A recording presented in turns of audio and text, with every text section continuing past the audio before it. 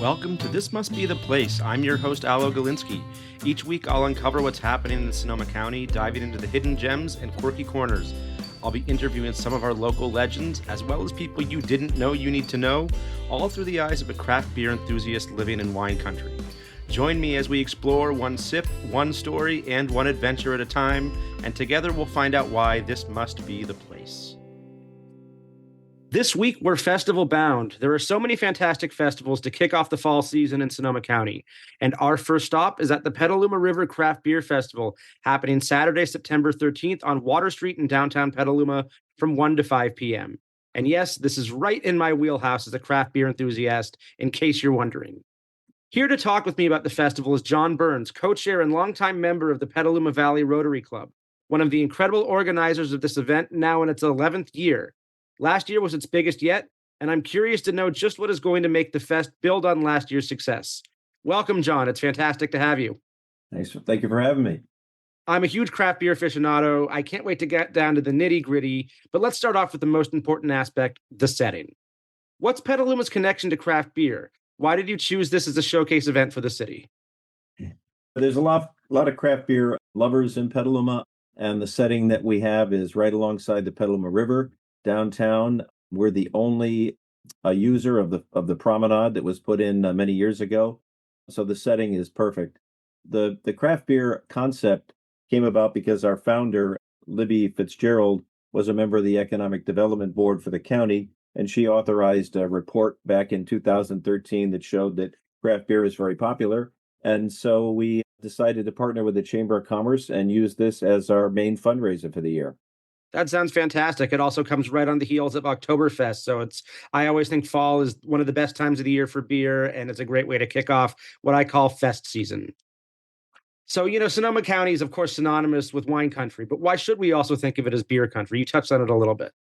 There's quite a few great craft breweries in the North Bay, and we even have a few coming in from the East Bay, and we have one or two coming from San Francisco. But people like craft beer, and there are some really good, delicious craft brews being made here in Sonoma County that we're happy to showcase, and people enjoy them.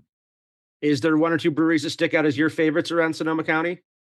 Old Kaz is one of our most popular breweries. They're on the go right now. The other one that comes to mind is Drake's Bear Republic, which years ago made Racer 5, which is a very popular brew. Drake's purchased Bear Republic a few years ago, so it's a bigger outfit, but they'll be there as well. Right on. What's unique about this festival compared to others?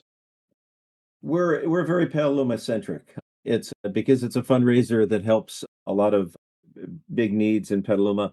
The difference with ours is I believe we are the first craft beer festival in Sonoma County, so we've got the history.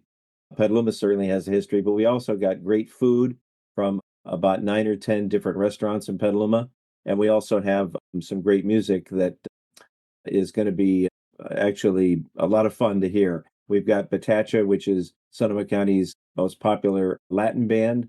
And we've got a gentleman, Johnny Sanchez, who has won the Elvis Impersonator Award in 2012.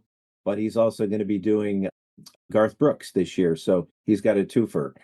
But the music is a big part of it, and the food as well.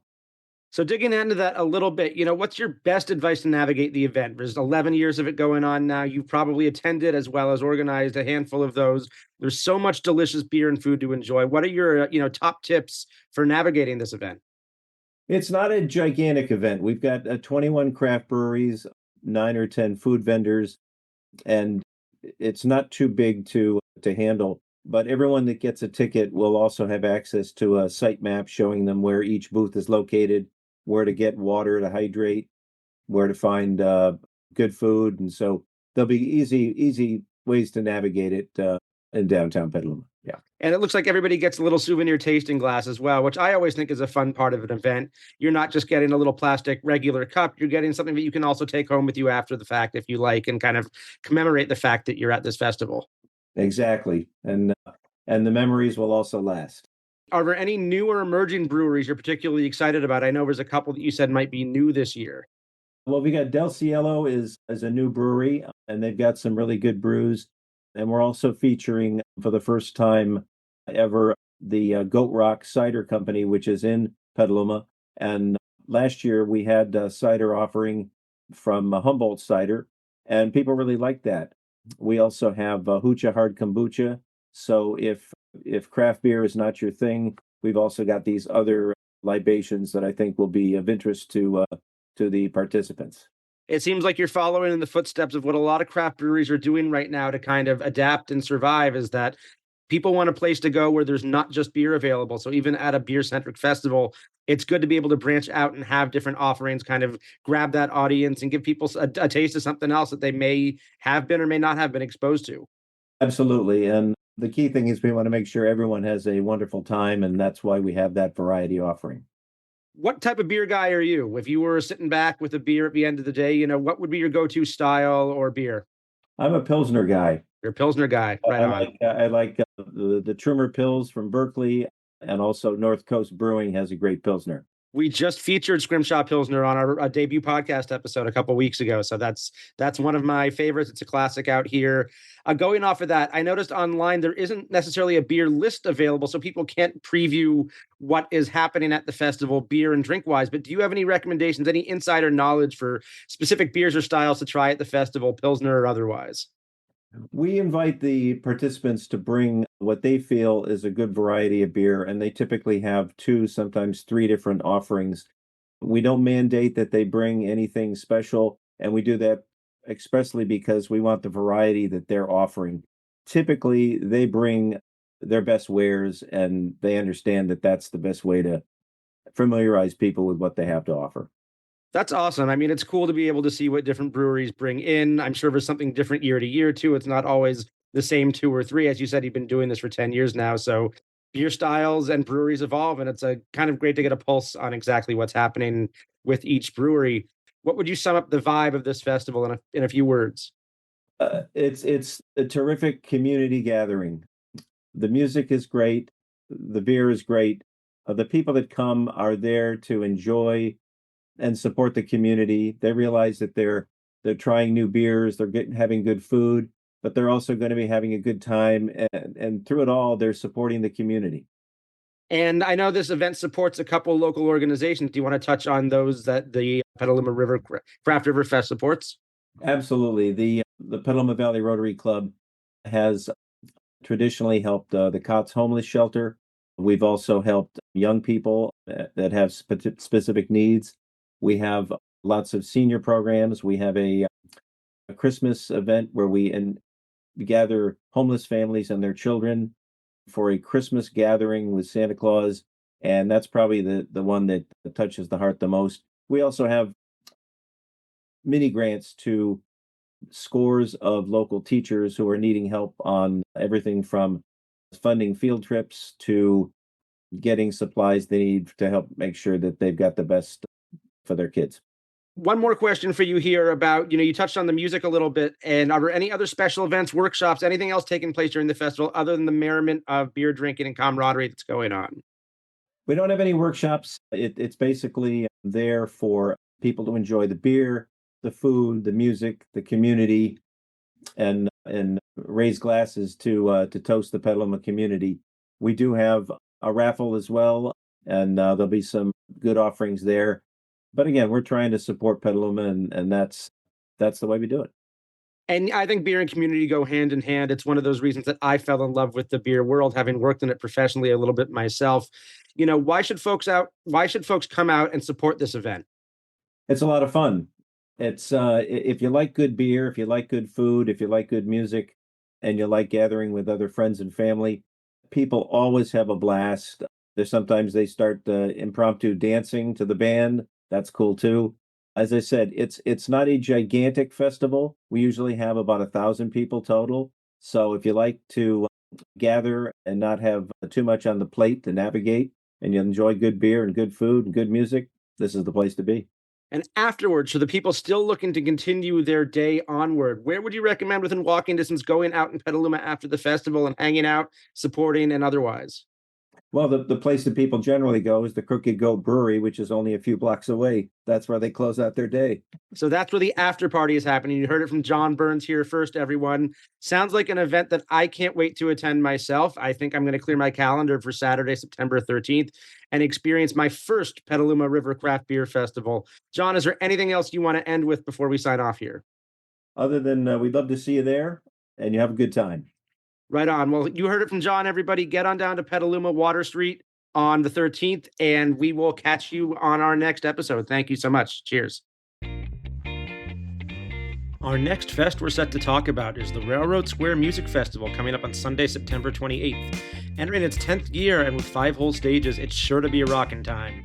We have a sneak peek of the music with local band Electric Tumbleweed, who consists of members Bud Dillard, Ryan Erd, Scotty Brown, Dave Zerbel, and Riley Hill. So have a listen to a great song to get you in the mood for a beverage already drinking.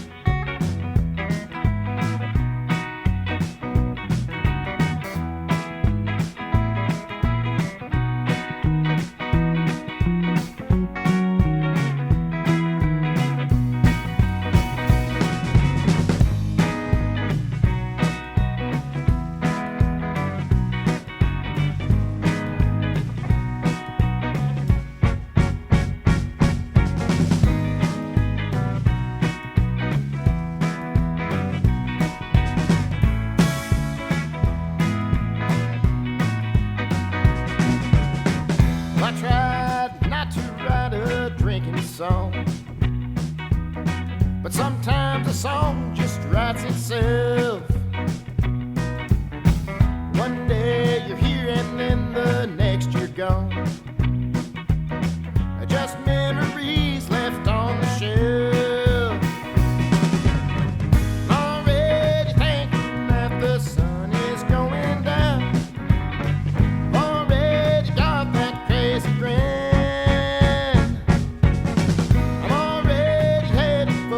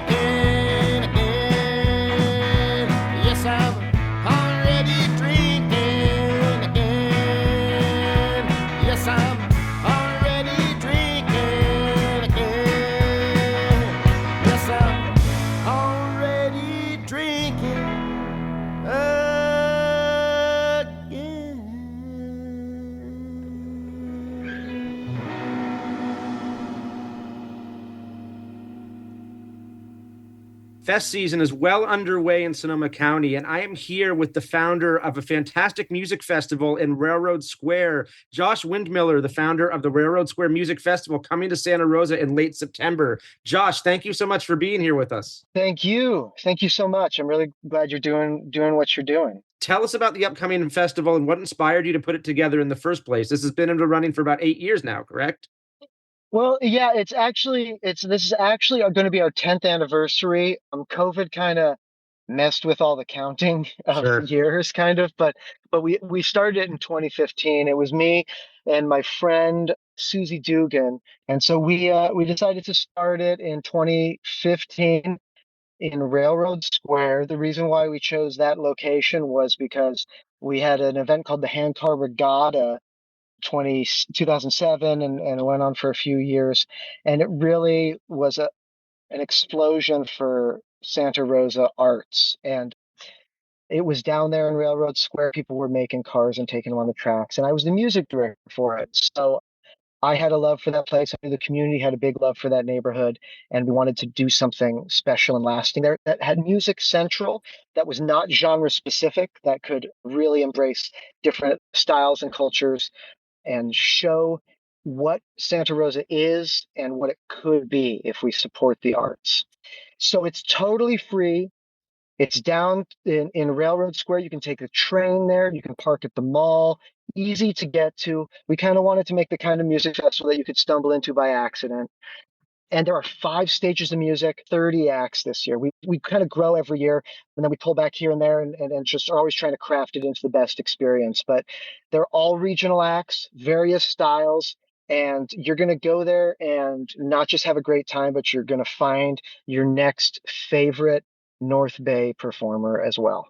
It really sounds like such a fantastic event, and it seems like you've been very involved in the arts and supporting the local art scene for a while. Why don't you give our listeners a little bit of your background? You've been Sure. involved in theater, music. Tell us about Josh. I started actively doing stuff in 2007 here. I started a band with my friend Tim Dixon called The Crux. The vision for the band was to be more than a band. We published a zine, we hosted a number of events, and I kind of found out that I could organize shows. And so that soon the Crux continues. We're going to play Healdsburg soon, and it's just a fun group of people playing music.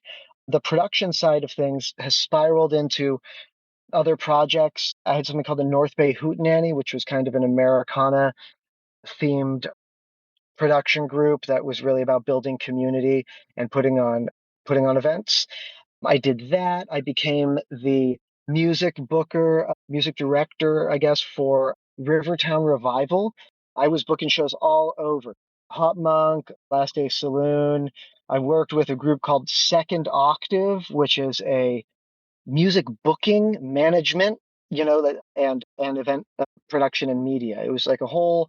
I got to learn with a great group of people in this group, Second Octave. We did the music booking for and production for Somo Village, which is this amazing place in Rohnert Park that has large scale concerts. I'm probably missed like 4 things, but that's a lot of what I did. Oh, I started managing a band. I managed the Sam Chase and the Untraditional out of San Francisco. Then I became aware of a nonprofit theater in San Francisco called the Lost Church, and it's a small, intimate venue that was in the Mission. And I worked with the executive director, Brett Klein, on finding a location for a small theater in Santa Rosa. And we were able to do it. We found the funding. We got this place going. So I became the development director for that. So grant writing, getting memberships and sponsorships and all that sort of stuff. And that's been the big job since 2020 for me. With me came the Railroad Square Music Festival, became a project of the Lost Church, which was fantastic. And now they're our nonprofit fiscal sponsor. And yeah, every year Railroad Square has grown. And I like to say it's because the community wants it to. We're going to be as big as the community wants us to be. And every year, the response from local businesses, local government, and the attendees and the artists is we want this to keep going. So I'm really pleased with where it's at and where most of the projects that I had the fortune of working on are at right now. Sure, and I mean, it sounds like you're well tied in with the community. I mean, it sounds like most everybody probably knows your name, and that probably helps when you're putting on a festival kind of as large scale as this, and one that's still growing in its 10th year. Yeah. You touched on it a little bit with the centralized location and kind of the community building aspect. Why is Railroad Square just the perfect place to host the festival? And who are some of the local engines in the community that also help it run? Well, that's funny. Like, logistically, it's not a good place for an event, actually. We do it here because of that's where the community really is in Santa Rosa. That's the area where people are going out, for nightlife, for weekends and that sort of stuff. It's really the heart of Santa Rosa. The train's right there. I have developed these great relationships with the businesses and stakeholders and everyone down there. So it's kind of, I'm trying to use it to be a part of that community and help bolster the really great stuff that the Historic Railroad Square Association are doing and all those businesses, the long-standing ones, Jackson's, and the newer ones. There's a new Aroma restaurant there and stuff. And it's where the heart really is in the community for me. Yeah, I've definitely gone out there a lot. I've met a lot of different people from different walks and different communities musically, different businesses, different people who have worn different hats in local county and city. And yeah, I hope I've kind of built some kind of name recognition, if anything, just to be able to get some meetings with people and to be an advocate. Businesses are trying to grow. Developers are trying to get people to move here. I try to advocate for the arts within that. Now, switching a little bit, kind of the overview of the festival, more into some of the nitty gritty. How do you choose the bands that will perform? Is there a selection process? Is it relationships Mm, built? Tell us a little bit about the behind the scenes work there. sure, sure. So we have an online application. We want everyone to be able to contact us with their band if they want to. So that goes up usually in November, and then we're kind of looking at it for the next 4 months or so. On top of that, the core team for Railroad Square is very plugged in to the community. Really, especially stuff that's going on through the Lost Church Theater. And then just on top of, going to shows, fairly frequently, we're out there scouting a lot of the time for acts to feature at the Railroad Square Music Festival. We recognize that we have built something really powerful in that people come to the Railroad Square Music Festival without even knowing many of the bands on the stage. We are not relying on the bands' names to bring the crowd. We're relying on our experience, our accessibility, and our professionalism. I mean, it's a great sounding festival. Thanks to Susie, we really have built that up. So that also kind of puts us in the position of a gatekeeper in some ways.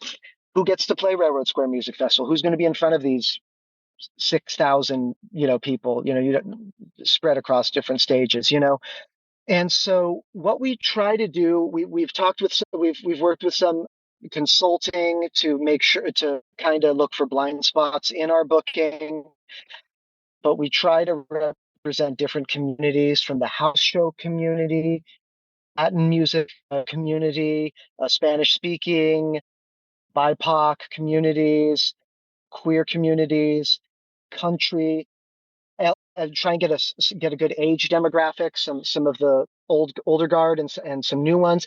The house show communities, people who don't even play regular venues, might be a punk band or something that just plays house shows. We like to throw some of that in. The hip hop community is really growing. I've been really getting involved in that for the last 5 years, and we really we do a whole showcase on hip hop and R&B and all that sort of stuff. We're basically out there in the community year round scouting.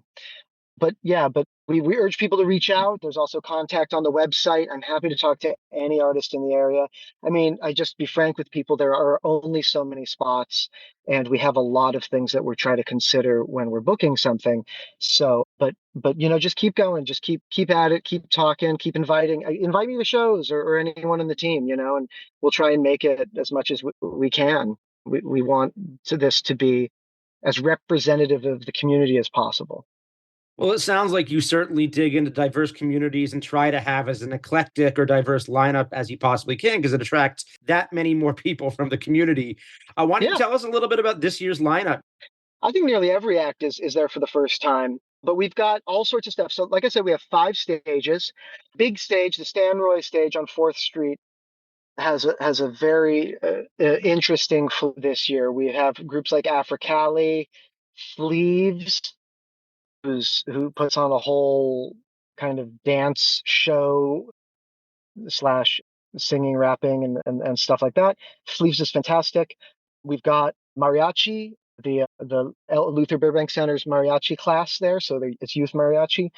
We have the Princess Boutique fashion show on there. There's a business in Railroad Square called Princess Boutique, and they sell like quinceanera dresses and that sort of thing. And so they do a fashion show, which will be really great. We've got some DJs from Glitter Goth, which is a movement that's happening in downtown Santa Rosa and at the Arlene Francis Center, mostly of dance music and that sort of thing. We've got a lot of great stuff, and the headliners there, which is Samba Da this year, and they do samba and a bunch of other music. It's very danceable, very fun music for that big show on 4th Street. We've got the Somo Village stage over on Wilson, right by Lagar, and that has groups like Tom Relling Band, Sakoyana, which is this powerful trio.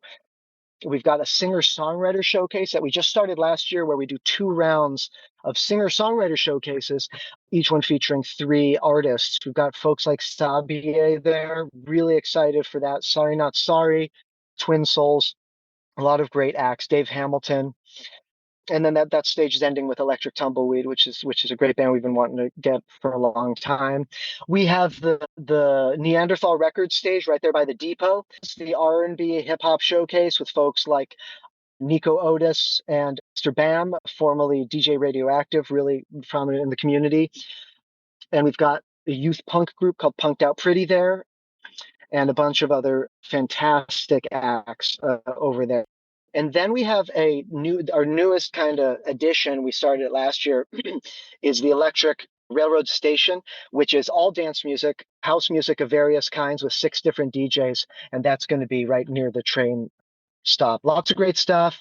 We've also got a fantastic kids area this year. It's going to be run by the Children's Museum of Sonoma County. They're incredible. They bring all sorts of fun, engaging, educational, and whatnot stuff.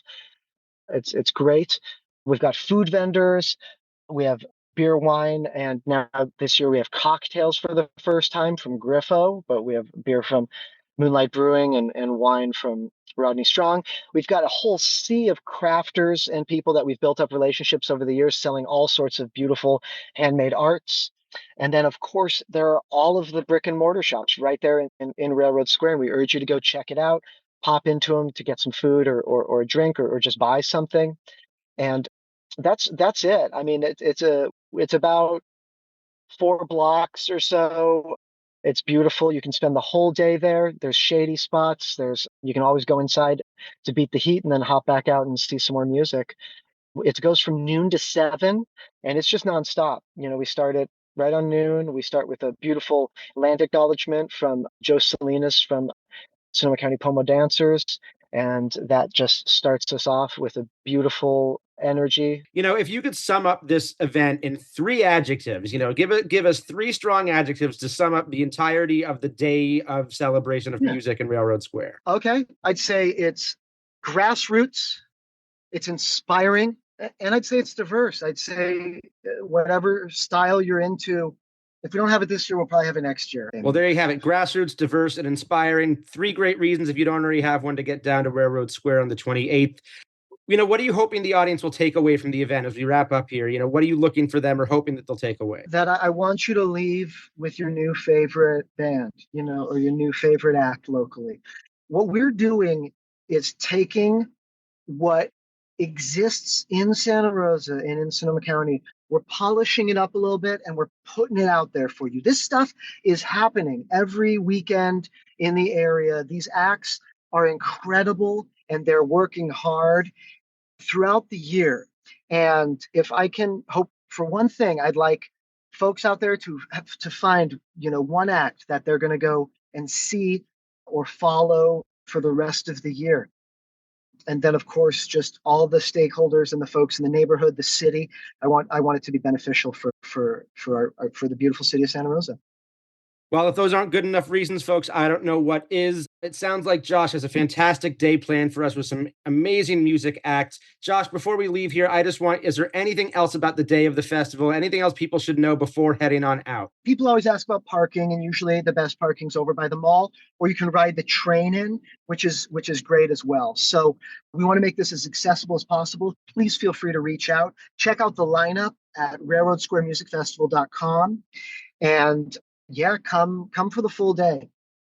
Well, Josh, it's been fantastic chatting with you about the Railroad Square Music Festival. I know that I am reinvigorated to come on out there, support some local acts. And I think everybody can say that there's nothing that drives a community like having local things, local places, local bands, local businesses to support. And this is just a great way, kind of ushering out summer, ushering in fall, to come on out and enjoy a day outside listening to great music. So thank you so much for chatting with us. And I can't wait to come down there on the 28th and see it with my own eyes. Thank you so much. I really appreciate what you do. Of course, Josh. Cheers.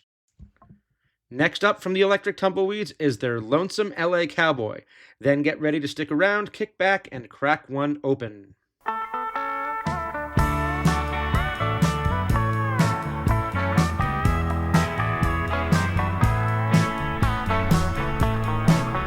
just a lonesome LA cowboy, hanging out and hanging on to your window ledge, calling your name from midnight until dawn. I've been smoking dope, snorting coke, trying to write a song, forgetting everything I know till the next line comes along. We're getting everything I know till the next line comes along. Well, there's so many pretty people in the city, I swear. Some of them are girls. Kneeling down at Barney's Beanery with their platform heels and spit curls. I'll buy 'em drinks, we'll smoke our corks, trying to make it one more night. When I'm left all alone at last, well, it feels like I've died from pride. I'm just a lonesome LA cowboy, hanging out and hanging on to your window ledge, calling your name from midnight until dawn. I've been smoking dope, snorting coke, trying to write a song, forgetting everything I know till the next line comes along. Forgetting everything I know till the next line comes along.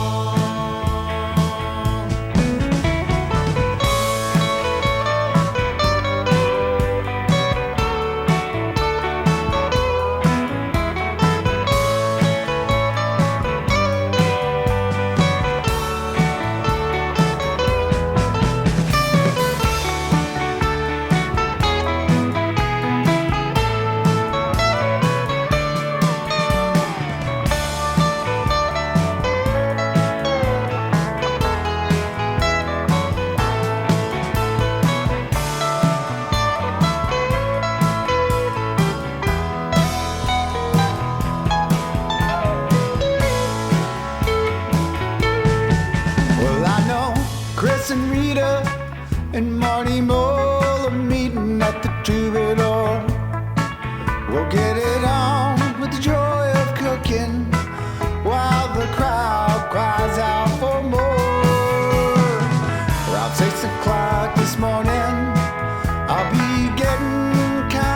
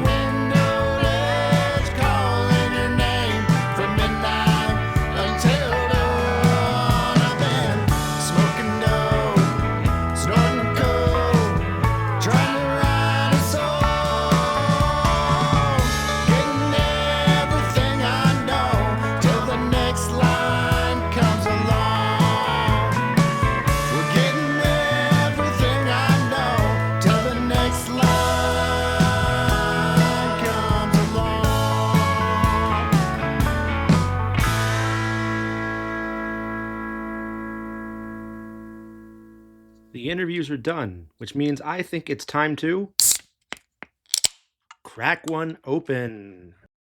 Interviews make me thirsty, and I want you thirsting for knowledge about some great beer, both local and not so local. Each week, I'll introduce you to a beer I find discussion worthy and explain the nuances of what makes it fantastic in my eyes and why you should give it a try. And just to keep it on point, I'll even try to make sure the beer reflects the vibe or theme of the episode. This whole podcast has been about festival season, and the ultimate festival is just about to get underway in Munich in a few short weeks. That's right, Oktoberfest. This week's beer feature is a brand new release from Santa Rosa's Moonlight Brewing called Cellar Clown, a Märzen-style lager. Now, Märzens are synonymous with Oktoberfest, having been the original beer for the celebration that dates back hundreds of years. Did you know, in fact, that Oktoberfest was actually the celebration that led up to a wedding? That's right, it was 12 days of horse races, drinking, and music that led up to the Prince of Bavaria getting married, and that is why we celebrate Oktoberfest at the end of September, with the end date being that first Sunday in October, which marks the wedding date. Now back to the beer. Märzens. Rich in toffee and bready aroma, these lagers are the perfect seasonal bridge from summertime into fall. Light in alcohol, full in flavor, Cellar Clown showcases one of the beer's main ingredients, malt. It's the perfect beer to pour into your glass, or more appropriately, stein, and toast what is, in my opinion, the best time of year for beer. This beer pairs extremely well with bratwurst and soft pretzels. You can even infuse those things with the beer if you so choose. Now, get on over to Moonlight Brewing on Coffee Lane in Santa Rosa and snag a 4-pack of this Oktoberfest lager while you can.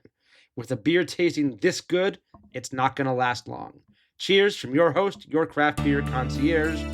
Happy Oktoberfest season. A huge thanks to John Burns of the Petaluma Rotary, Josh Windmiller of the Railroad Square Music Festival, and to the Electric Tumbleweeds for their participation on this Best of the Fest episode. Remember, the Petaluma River Craft Beer Festival is next Saturday the 13th, followed a few weeks later by the Railroad Square Music Festival on Sunday, September 28th. This Must Be the Place is produced by our friends at Pod Locally, an audio platform helping local voices connect to their communities. Don't forget to like, subscribe, or comment on all your favorite podcast apps, and visit the show notes for more information, links, and resources. Look out for our next drop on Sunday. Until then, I'm your host, Alo Galinsky, saying have a great week.